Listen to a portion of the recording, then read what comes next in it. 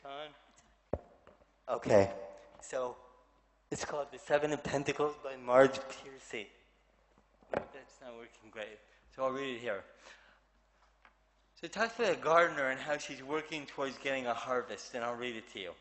Under a sky the color of pea soup, she's looking at her work growing away there, actively, thickly, like grapevines or pole beans, as things grow in the real world, slowly enough. If you tend them properly, if you mulch, if you water, if you provide birds that eat insects a home and winter food, if the sun shines and you pick off caterpillars, if the praying mantis comes and the ladybugs and the bees, then the plants flourish, but at their own internal clock. Connections are made slowly. Sometimes they grow underground. You cannot always tell by looking what is happening. More than half the tree is spread out in the soil under your feet. Penetrate quietly as the earthworm that blows no trumpet. Fight persistently as the creeper that brings down the tree. Spread like the squash plant that overruns the garden. Gnaw in the dark and use the sun to make sugar. Weave real connections, create real nodes, build real houses. Live a life you can endure. Make love that is loving. Keep tangling and interweaving and taking in more. A thicket and bramble wilderness to the outside, but to us, interconnected with rabbit runs and burrows and lairs. Live as if you like yourself and it may happen. Reach out, keep reaching out, keep bringing in. This is how we're going to live for a long time. Not always, for every gardener knows that after the digging, after the planting, after the long season of tending and growth, the harvest comes. So, beautiful poem, and I think this poem reminds me, when there are failures and things are taking slow to come around, that even if you do everything properly in the garden, sometimes the harvest won't come. So it taught me to be patient, and I often pull out this poem and share it with people when things are taking time. So influence number 6 of 8. My CP has taught me that I need to focus on the task at hand. So I realized early on that if I paid attention and tried my best, I can often match the people who didn't have a disability. But if I didn't pay attention and I wasn't focused, I'd be significantly behind. So this is a book that taught me about that. It's called The Power of Now. Eckhart Tolle is a brilliant German, I think PhD, who's now living in Canada, Vancouver. And he teaches about how important it is to live in the now. One of his quotes from the book, most humans are never fully present in the now because unconsciously they believe that the next moment must be more important than this one. But then you miss your whole life, which is never not now. And that's a revelation for some people, to realize that your life is only ever now. So I tell residents and students that I work with, don't worry about tomorrow. Worry about being the best you can be this second. And if you do that, everything will take care of itself. This is cute. It's true. It's always now. Tomorrow is going to be now. Yesterday was now. It's always. So if you're the best you can be now, you'll be much happier and more successful. This is one of their longer poems that I'm going to read. It's all about being present in the moment. It's called The Wood Carver by Thomas Merton. King, a master carver, made a bell stand of precious wood. When it was finished, all who saw it were astounded. They said it must be the work of spirits. The Prince of Lu said to the master carver, "What's your secret?" King replied, "I'm only a workman. I have no secret. There is only this. When I began to think about the work you commanded, I guarded my spirit, did not expend it on trifles that were not to the point. I fasted in order to set my heart at rest. After 3 days of fasting, I had forgotten gain and success. After 5 days, I had forgotten praise and criticism. After 7 days, I had forgotten my body with all of its limbs. By this time, the thought of your highness in the court faded away. All that might distract me from the work had vanished. I was collecting the single thought of the bell stand. Then I went to the forest to see the trees in their own natural state. When the right tree appeared before my eyes, the bell stand appeared in it, clearly, beyond doubt. All I had to do was put forth my hand and begin. If I had not met this particular tree, there would have been no bell stand at all. What happened? My own collected thought encountered the hidden potential in the wood. From this live encounter came the work that you ascribe to the spirits. And I think in our work with medicine, with our patients, I tell my learners, go there and be fully present, and you're going to see the bell stand in your patients. And you're going to be able to bring out the bell stand in them. And I share this every time I attend on the wards. I share this poem, and it reminds me of being present now, and living in the now, and doing the best that I can do this second. And that's what King did to make the bell stand. So I not only focus on me, but I'm observant, so I focus on how I'm feeling, I focus on others. And I try and use all my senses, but I especially use my eyes. And this is a book that taught me to be more observant. It's called Visual Intelligence, Sharpen Your Perception and Change Your Life. It's a pretty cool book. So I'm going to show you this image. Look at the image.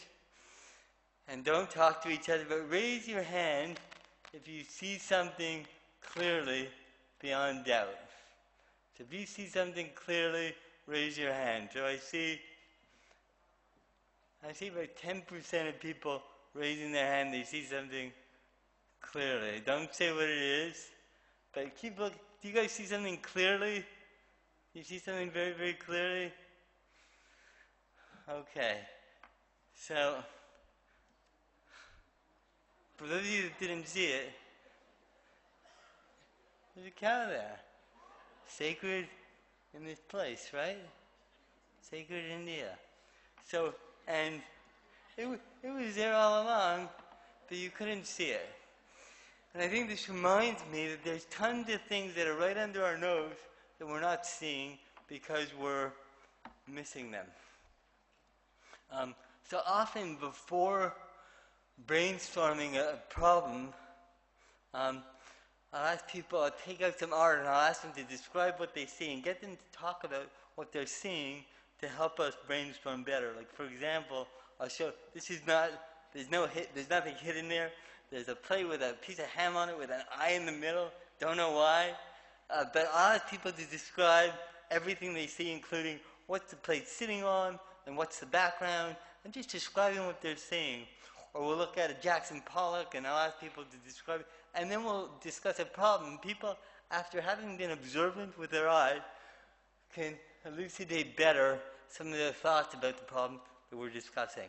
So the key approach that I took away from this book that really helped me is that we all have inattentional blindness. We're all missing so much that's right under our nose, like that cow, especially when we're busy. And if we can heighten our observation or enhance our visual intelligence, that can make us communicate more effectively, empathize more effectively with others, make better decisions, and succeed more. Okay. My ICP is maybe an optimist and one who is extremely thankful. From an early age, I was always disappointed in some of my disabilities, but thankful that things weren't more severe. And I bring this optimism into every encounter that I have in every relationship, and I'm looking at the silver lining. And working in healthcare is hard. It's hard in America, it's hard all over the world.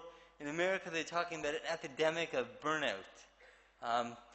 So this was an article written by the CEOs and deans of a few of the biggest healthcare centers in America saying, oh my God, the entire healthcare workforce is burned out, we need to address this. And some people are now flipping it on their head and say, we need to focus on not burnout, but what in medicine is helping us to flourish. And there's a new mnemonic, PERMA, and this is from Martin Seligman, that talked about if you focus on the opposite of burnout, positive emotions, engagement, meaningful relationships, meaning and accomplishment, things will get better for the workforce and people will do better. here there are a number of things that we do. I'll just list a couple of them that I do with our docs around PERMA. Often at the end of the day, we'll get together and say, what are 3 good things that happened today? And I'll sometimes do it at home with my children. And by people knowing that you're going to ask them for 3 good things that happened today, they're going to start noticing throughout the day good things that are happening and can change how they look at things. So I'll skip some of these other things, but PERMA and this new way to look at things, the opposite of burnout, can be helpful in healthcare, which can be challenging on some days. So the last influence, I think, because of my CP, I'm extra sensitive to the need for explicit self-care.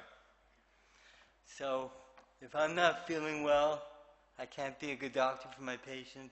I can't be a good husband or father. I can't be a good leader in healthcare. So for much of my early life, I spent time doing daily exercises to try and work on my fine motor and the gross motor things. And as I said earlier, I've come to know very well myself physically and mentally. I have an app. I try and meditate 4 days a week when I can. Headspace is a pretty cool app to help you meditate if you can't do it very well like me. It's meditation made simple for dummies. I have a therapy dog. I'm kidding, I have a dog, but my dog unconditionally loves me. My dog thinks that I am, this is my dog and my youngest son. My dog thinks that I'm the greatest thing in the world. And so I come home after a long day and my dog is so happy to see me and is so loving, and it's great. It makes me feel wonderful. And I do the basics consistently. I exercise, I try and sleep enough, I try and eat healthy, I connect with friends and family to refill my bucket, and I limit exposures to harmful products. And how my self-care has affected my leadership, I model work-life balance. So I will say to my whole department division, I'm leaving at 2 o'clock, I'm going to watch my son in his middle school basketball game. And I'll make it known that I'm leaving, and I will do things like that. I also preach self-care. There was one doctor who I met with recently who was really tired and worn out, and I took out an old prescription pad, and I wrote a prescription for her to go on a vacation. I said, I want you to take next week off and go away. And she did, and important. Dr. Wright, your time is almost up. Yeah, so my last couple of... So I'm going to end. So action items for you. I want you all to carefully think about the interface between you as a person and you as a leader. Think about writing up what you want to accomplish. Think about establishing goals for yourselves. I'm going to skip to the study that we did. And final comment, the last slide, right on time. So I wasn't born as a leader, and I worked on it, and I read, and I thought, and I've gotten better, and I'm still growing. Books have been amazingly valuable to me to help me grow. If I need to learn something, if I need to be more creative, or if I need to learn to negotiate better, I will find the highest rated book on Amazon, get it and read it. I hope that you will think about turning to books more to learn too. This is a book about getting a little better each day. And my last comment is I just want to, so I work as an adult doctor, and I want to thank you all for your amazing commitment to helping children with disabilities. I'm inspired by all of you, and I thank you for all the work that you do. Thank you.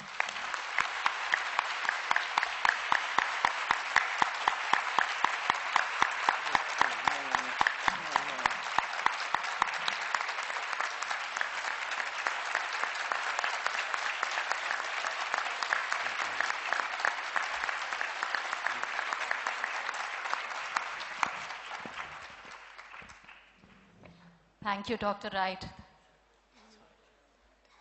I think we've just had the opportunity to listen to an extraordinary keynote from someone who brings in a dual perspective, that of a physician and a perspective from across the table, and how he beautifully weaves it into his leadership style and also his day-to-day clinical practice from what I hear from my conversations with him. Thank you so much for this. Dr. Wright. And now we open up the session for question and answers. And I'd like to request people to walk up to the mic that's there in the aisles, on both the aisles, to ask your question.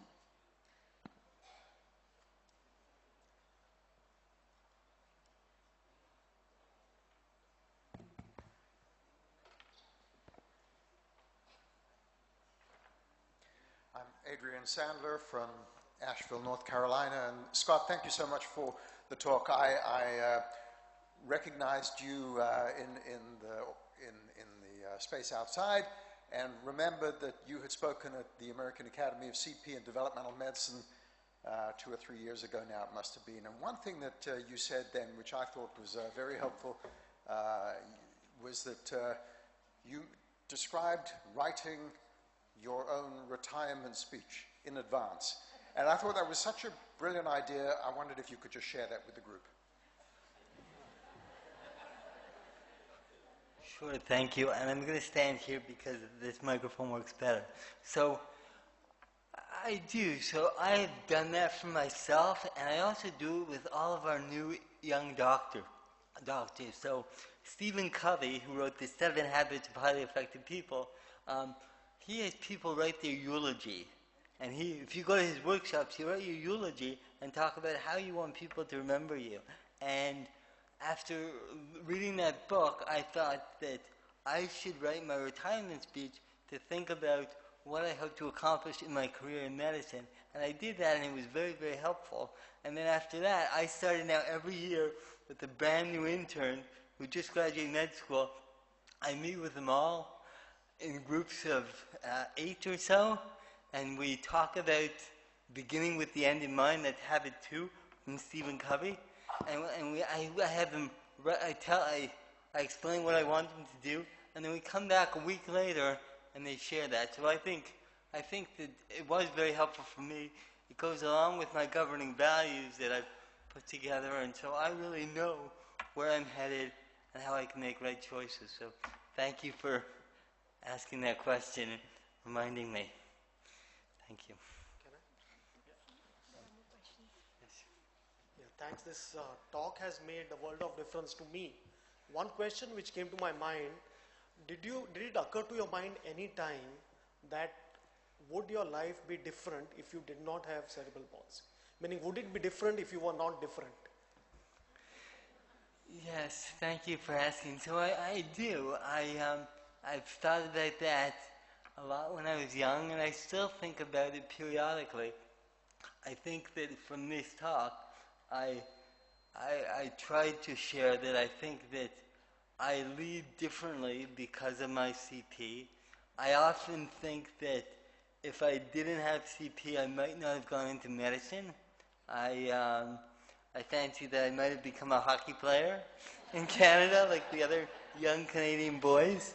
But I do. I think that my life would be different, and I have a blessed, wonderful life, and I wouldn't want it any other way. And I live each day to the fullest, and I'm so grateful for every day that I have and for everything that's happened to me. So at this point, I am happy with how my life has turned out, and I still do think sometimes how would things be different if I didn't have this disability. And personally, as I get older, I think my body is starting to wear down a little bit. So many of you are pediatricians, and there aren't that many adults that specialize in taking care of CP, but I've got some spinal stenosis, I've got some arthritis, and I think as I get older physically, I'm concerned about how I'm going to age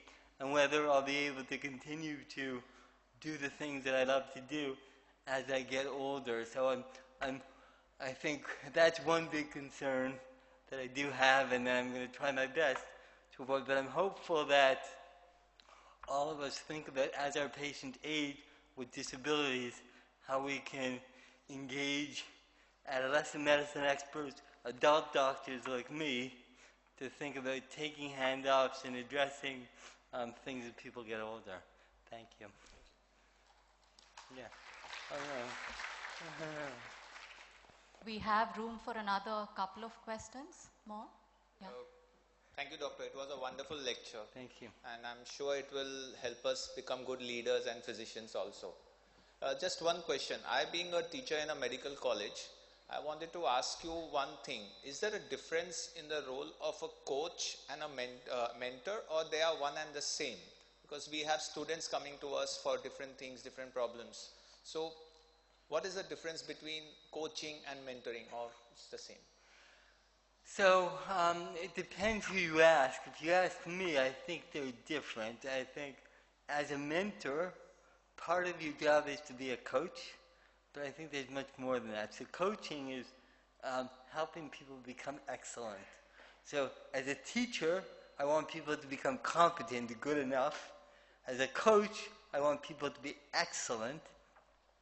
And I think as a mentor, you want to help people grow and develop more holistically. So if I'm coaching you around communication skills, I will give you feedback around that. As a mentor, I also care even more about you as a person and you growing in other areas too. So I think of mentoring as multiple things that you need to do, one of which is coaching, but there are many other things as well. So I think teaching and coaching and mentoring and then sponsoring are different things. Thank you. Thank you so much for a wonderful talk, Scott. Neil Suarez from Kalamazoo, Michigan.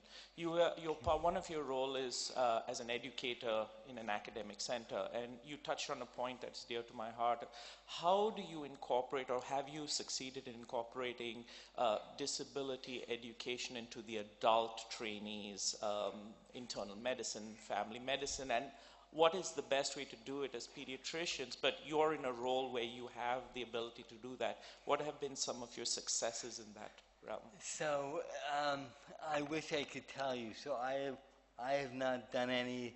Our group has not really done any. I've met with the leaders at the vice dean of education, and thinking that we need to train our med students and residents around taking excellent care of patients who are physically disabled and otherwise disabled, but there's not a whole lot. So I think that's, in addition to the outstanding patient care that we're all focused on, I think training the next generation of doctors across the board to know how to react and know how to respond when someone walks into your office with disabilities in a wheelchair, I think is critically important. And I'm not aware at my school or others about excellent educational programs that cover this topic area. I think it's very ripe for curriculum development, ripe for research, and I think that hopefully we can begin to take the lead on that. Thank you. Thank you, Dr. Wright, and thank you everyone for such active participation.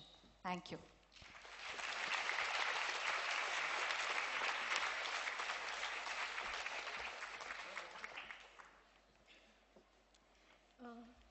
Thank you, Dr. Scott Wright. Thank you, Rupa, and thank you, Joe.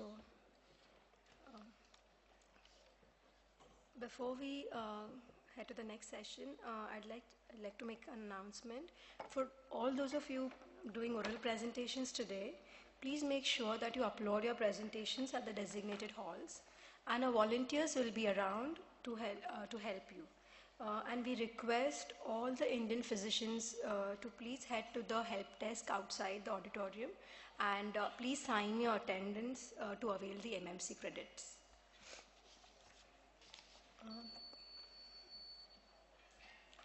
Coming up next is a panel on autism spectrum disorder. And may I invite the moderators for this session, Dr. Alexis Reyes and Dr. Koili Sengupta.